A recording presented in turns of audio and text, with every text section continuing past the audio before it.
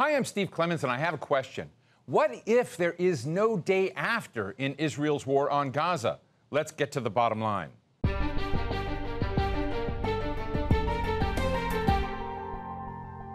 Lost in the hellscape that Israel has created in Gaza is one simple fact. Even if there is a ceasefire, there is no way for life to go back to normal for the 2 million plus Palestinians who live there. The World Bank now estimates that it would take almost $20 billion to rebuild Gaza to what it was before the war, which was woefully insufficient anyway. But of course, it's not about the money. We're talking about an entire population with no access to housing, jobs, health, education, where getting basic food, water, and electricity depends on the ups and downs of Israeli government coalition partners. And forget about personal safety and security. We're talking about a place that's been forced to become totally dependent on outside aid for decades to come. So is this the new normal for Gaza? Today, we're talking with political scientist Nathan Brown, professor of international affairs at George Washington University and currently a fellow at the Hamburg Institute for Advanced Study in Germany. Dr. Brown, thank you so much for joining us. Let me just start out with questions about the day after in Gaza. And you've written pretty compellingly that maybe the plan all along was not to think about the day after in Gaza, at least from an Israeli perspective. Tell us what you meant. Sure. I mean, I think from the beginning, Israel has been fighting a different war than the Americans have thought they have been fighting. The Israelis went in with some very, very ambitious but pretty vague war aims about destroying Hamas's military and governing capability. But it's clear that what that meant was something a little bit more ambitious and ongoing than what the Americans had in mind. The Americans would look at this and say, aha, we've seen this before. This is what we did in Iraq. This is what we did in Afghanistan when we went in with a plan for fighting and winning the war, but not thinking about what happened afterwards. And that assumed that there was going to be a clear end to the military phase and then a beginning of a civilian reconstruction phase. And I don't think the Israelis have ever thought that way. They've thought in terms of, there's a term forever war, which is used in a negative way, but the Israelis thought they were in a forever war, that this was not something that would ever be finally resolved. They weren't looking, say, as the United States did in Iraq, to say, let's fix this and go home. It's, we're here for life. This is just what the hands we've been dealt with. And this population in Gaza is unmanageable. And the idea that we could go in and permanently fix it and then leave and forget about it is just not in the cards. So this is going to be an ongoing military conflict that will have different phases and different degrees, but it's not as if it's going to have a clear end. What you're saying is so important, and it actually didn't hit me until I read your article. Most of us have been talking about a linear process, a linear, October 7th happened, Israel responded.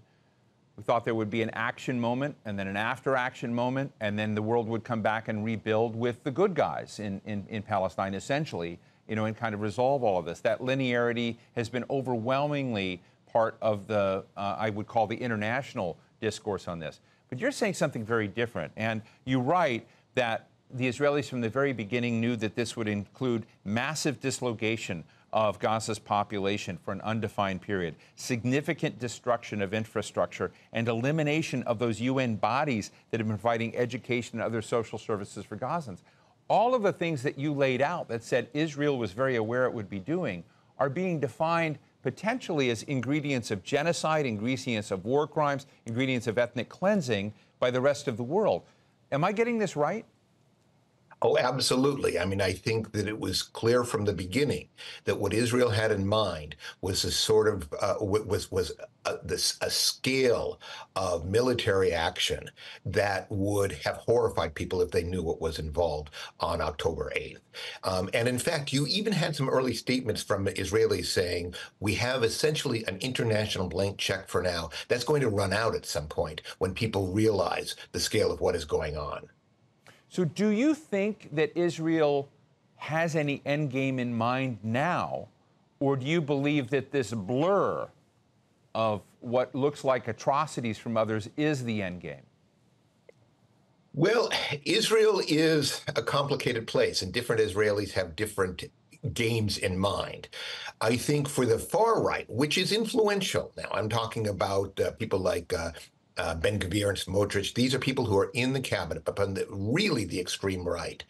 The end game is one state between the Jordan River and the Mediterranean Sea, which is a Jewish state, and any Palestinian who wants to live there as a guest is welcome to do so, but they'll never be a full citizen. That's an extreme position, but they make clear it wouldn't be so bad if Palestinians in Gaza just took up and left. And as I say, that's an extreme position, but they are part of the government. I think for somebody like Netanyahu, use the expression, we're going to get rid of the bad guys and put in the good guys. There are no good guys for him. And so it's not as if he's talking about mass expulsions like his hard right flank is, but he's thinking we've got to be there. And again, there were fairly clear statements from the beginning that there will have to be, Israel, the way they would put it, Israel is responsible for its own security in Gaza, meaning we're there forever. That doesn't necessarily mean full reoccupation like the West Bank, but it means we go and we do whatever we feel we have to do whenever we feel we have to do it. And that's essentially an ongoing and indefinite Israeli military presence in Gaza. We've seen recently an interesting kind of tension inside Israel, and I'd love your comments on that. One, Benny Gantz stepping out of the war cabinet. We've actually seen the Israeli military try to enact and say they're going to enact humanitarian pauses so that aid and relief can get in to people. I need to remind our audience, many of these people are innocent people and innocent victims caught in a vice here in this moment. And you see Israeli cabinet officials coming out and slamming the Israeli military for humanitarian gestures. And this is all happening in broad daylight, broad visibility, overtly. And I'm just sitting here saying, wow, I mean, who needs a international court of justice when it's actually happening? But your thoughts on some of the internal Israeli tensions that seem to be bubbling to the surface? Well, there's this British idea of collective cabinet responsibility, which has never really sunk in very deeply among Israeli cabinets. It's they go after each other in public, criticize each other in public, criticize a decision that the cabinet voted on the day before if they voted against it, leak like crazy, and so on. And as a result, we have a pretty good idea of the arguments that are going on. I made reference before to the extreme right, which says this is a Jewish state and a Jewish state only. Guests are welcome as long as they're peaceful. And then Netanyahu, basically what I would say is sort of center right now in Israeli terms, which basically says there will be no Palestinian state. We'll deal with Palestinians in terms of local communities and so on, but not as a national entity. And they're welcome to run their own schools and pick up their own trash and write their own parking tickets. But for serious issues, it's going to be the Israeli state in control.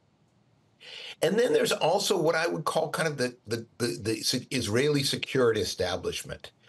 And they're looking at this probably a little bit closer to the American position. They're not necessarily wedded to a two-state solution. In fact, they're skeptical of it. But they say, look, we've got a working relationship with the Palestinian Authority. We may not like them, the authorities in Ramallah, but we've got security coordination with them. We've got a very close security relationship with the United States. We don't want to mess that up. So there tend to be a little bit more, I would say, cautious and responsible as the Americans would see them. And that's a real contest. And of course, there's a left wing in Israel that says Palestinians are a national community. We've got to come to terms with them as a nation. And they are basically marginalized right now. They're there, but they don't poll well. They don't have anybody in the cabinet. They don't have that many voices in Israeli public life. That left wing, which echoes things that are similar to what the Biden administration is saying, is at this point pretty weak. Do you think that this notion that you just shared that maybe Israeli Prime Minister Netanyahu and others have, that there will never be a Palestinian state, that they'll figure out some structure? You wrote about this in your article. They'll subcontract to some Palestinians to take care of those daily life needs. I'm just wondering, is that realistic in any sense? How would that work? Am I missing something here, or is the equation designed never to be solved? I think And again, it's not my equation, but I'll try to present it sympathetically from, I think, an Israeli point of view. That's the hand they've been dealt with. No, it's not going to be solved. It can be managed, but it can't be solved. So how do you manage it? Well, it looks a little bit like what's going on in the West Bank right now, where you have this weak Palestinian Authority. You have Palestinian security forces that coordinate with Israel. And the Palestinian Authority doesn't like it. The Palestinian security forces don't really like it. They're really loathed by considerable portions of the population who says you're just subcontracting for the Israeli occupation. But it's the only way to keep the little islands of Palestinian autonomy alive. So I think that might be the model for them. One in which the Israelis have security control. Again, they go where they want, do what they want, whenever they want, but they have workable arrangements with local leaders. And, if the Palestinian Authority in the West Bank collapses, that might mean local warlord. It might mean locally prominent individual who says, I'll be the interlocutor between people in this village and the Israeli occupation. And maybe you could do something like that in Gaza, which has some of the population is tribalized. They belong to tribes, so we go to the tribal leaders. Sometimes there'll be like refugee camps that have their own kind of spontaneously organized committees. We'll deal with the camp committee. We'll deal with whoever's in charge, whoever's got guns. And whoever can enforce order, and we'll just make deals with them to basically give them privileges, give them benefits that they can funnel to buy off part of their population. I mean, what you're really talking about is a kind of managed chaos in this. You talk about warlords. I mean, this is the first conversation I've had along this line, but, it's resonating with me. But we had Michael Hanna of the International Crisis Group on recently. And Michael basically said that the United States and the rest of the world continues to talk about the two-state solution and an aspiration for that out of desperation because it can't figure out how to formulate any other potential governance dimension there. And it doesn't want to talk about Somalia on the border of Israel. What are your personal thoughts on this? I think that's exactly right. If I can give an analogy, which might sound a little bit too lighthearted, American policy, and I would say kind of the general thrust of international diplomacy is a little bit like a cartoon character that's run off a cliff and is afraid to look below for fear that it will fall. That's the two-state solution. It is one that in public, Biden administration keeps talking about it. European leaders keep talking about it. In public, in private, everybody knows that the two-state solution is not in the cards. It's not in the cards anytime soon. The real debate is it dead forever or is it just in long-term hibernation for decades? But the idea that you can have viable two-state diplomacy right now, I don't think anybody really believes. But once you accept that, then what are you for? And the implications of that are, I think, just too distasteful from a policy point of view. For the Trump administration, when it was in office, it actually basically came close to embracing it and say, hey, that's great. We'll let Palestinians have little islands. They can call it a state if they want, but it's going to be under Israeli control. But especially for the Democrats, it's really, really tough to say that because the next step would be, well, wait a second. If two states aren't happening, then what is this thing? This is beginning to look a little bit like apartheid. And I think that A word is one that divides the Democratic Party. It divides generations within the Democratic Party. It divides the left from kind of the more the centrist wings. It divides the more establishment from say the Sanders wings and so on. So it is in policy terms and in domestic political terms just very, very uncomfortable territory to think about.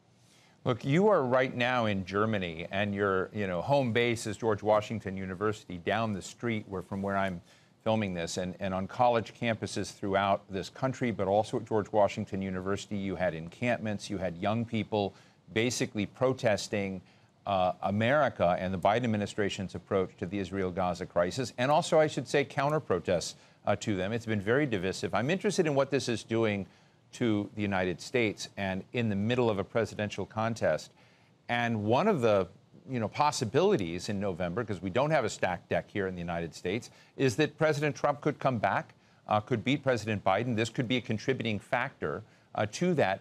And is that something you think Israeli Prime Minister Netanyahu is hoping for, counting on, trying to design? And if that were to happen, I'd just be interested in your reflections as an American. What is it going to do, given the divide we already see in the United States? Oh gosh, yeah. So you talked about managed chaos, and now you're describing almost unmanaged chaos. So let me turn first, to the campus protest. Yes, it's very divisive in the United States. When I talk to the sort of students that I have at GW, this is seen not through the lens that people of my generation, and I'll let you know I'm old enough to remember the 1967 war. It's not like people from my generation saw it, but it's really seen almost as a social justice cause, a global social justice cause, akin, sort of the cousin of the Black Lives Matter movement at an international level. And that's just not how many people in the older generation see this. So it's a split in the Democratic Party. It's a fascinating split within the American Jewish community between an older and established generation for which Israel is absolutely central to American Jewish identity, and a younger generation that says, wait, we didn't sign up for this. What are they doing? Again, these are gross generalizations. There are certainly plenty of young Jews who are very supportive of Israel, but this is what you see playing out. And in Germany, I would say, where I am right now, you've got similar kinds of debates. Also, laid on top of that is a feeling among German politicians that for historical reasons, which everybody understands, they don't want any daylight between them and Israel. They don't want to be seen as a vanguard of criticism for Israel.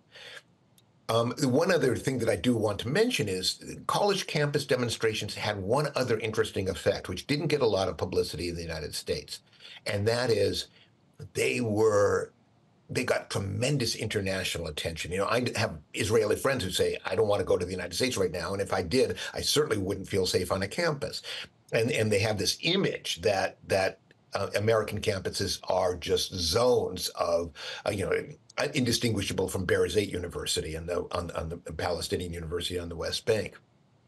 For Palestinians, though, they suddenly see, wait a second, the world was ignoring us, and all of a sudden, in Washington, D.C., in Los Angeles, people are demonstrating for us. It's really, really heartening for Palestinians. So you have different emotional reactions to that depending on where you come in. But again, American college campuses are the center of attention in large parts of the world.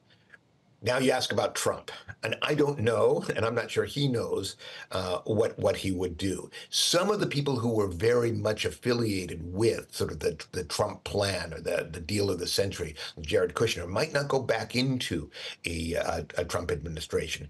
David Friedman, who was his ambassador to Israel, who was somebody who was really openly embracing the settler movement and openly advocating for annexation, Israeli annexation of the West Bank, really a one-state solution with that one state being Israel, has made clear he wants to go back in, but it's not clear that he would. So a Trump administration is a little bit of a wild card. There's no hiding the fact that there are plenty of people on the Israeli right who say Biden backed us on October 7th, but since then there's been some problems. We wouldn't mind trying our luck with a Trump administration. But again, nobody knows what Trump would actually do in office. You were, as I understand it, president of the Middle East Studies Association. And for our audience, Middle East Studies Association is really a collection of academics, intellectuals that are thinking about the Middle East studies, often organized, I assume, through the American Political Science Association or other groups like that. Is the quality of discourse what it used to be? Is the honesty, the ability to communicate, to be open and honest? Because we have been talking a little bit about, the challenges of censorship over some of these discussions that it's also playing out in American society and around the world. I'd love your reflections on whether we still have health in something like the Middle East Studies Association. Well, my short answer would be debates are pretty shrill and public all over the world. And within the Middle East Studies Association, I would say, the real debate is not is Israel guilty of war crimes, but is Israel guilty of genocidal war crimes or just other kinds of war crimes? The bulk of the membership of the Middle East Studies Association would be harshly critical. I mean, I shouldn't say the the bulk of it. There are plenty of people who are more interested in medieval poetry or modern numismatics rather than Israel and Palestine. But those who are, I would say, they would be extremely critical of Israel, and the question is just on what terms. But there's another point that I think gets missed. I mean, I sometimes joke that I'm glad I'm in Germany for the year because I don't speak German, and therefore I can't understand what people say to each other. And at a public level, that's true. Just the rigidity and the shrillness of the discourse really is something that is disheartening to somebody who's been following this for a while. In private, I think things are very different. When I go into a classroom, given a guest lecture at a synagogue, or actually I talked to some of the Palestinian demonstrators here in the city of Hamburg a couple of weeks ago, people understand that this is a critical moment. It is a horrible moment, and there are forces at work which they don't completely understand. So when you get in private, and when people aren't sort of posing in order to be pro this or pro that, I think you find an awful lot more nuance, and I'm actually sometimes gratified by the kinds of discussions you can have in private. I'm interested in this tension between how we talk about the day after and rebuilding when the task is so gargantuan of what would be needed versus the decimation that's happened in people's lives.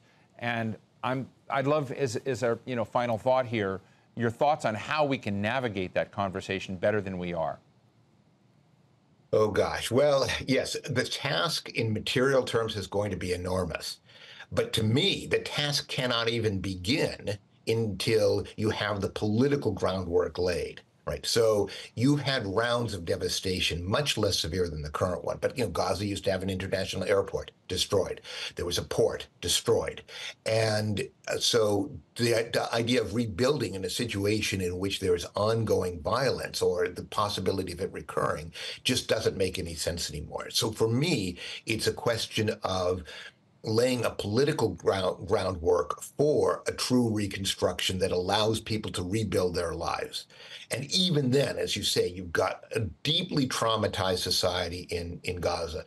The vast majority of Gazans have been made homeless, many more than once in the course of the fighting since October.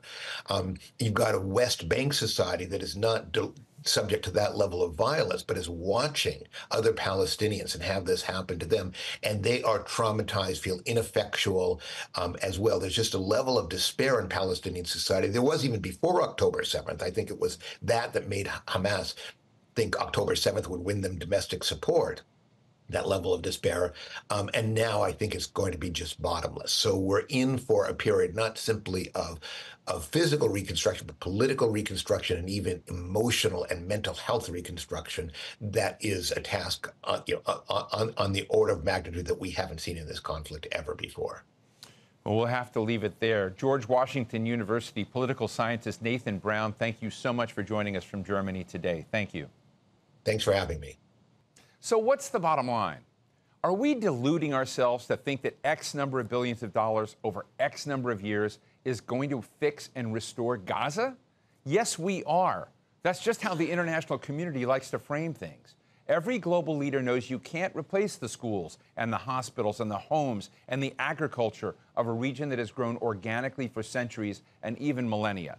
But we don't know how to talk about 20,000 orphans or thousands of amputees or how to restore millions of lives. So we talk about what's comfortable, and that's concrete and dollars, rather than mothers and sisters and dads and brothers who were innocent and now are dead or are maimed or homeless and or malnourished. Look at the recent aid conference that was held in Jordan. $3.5 billion was pledged over 3 years. That's not a Marshall Plan. That's rebuild light. Feel-good promises that actually achieve nothing. With full U.S. support, Israel has now created a global bleeding ulcer that's going to challenge superpowers and nations for decades to come. And that's the bottom line.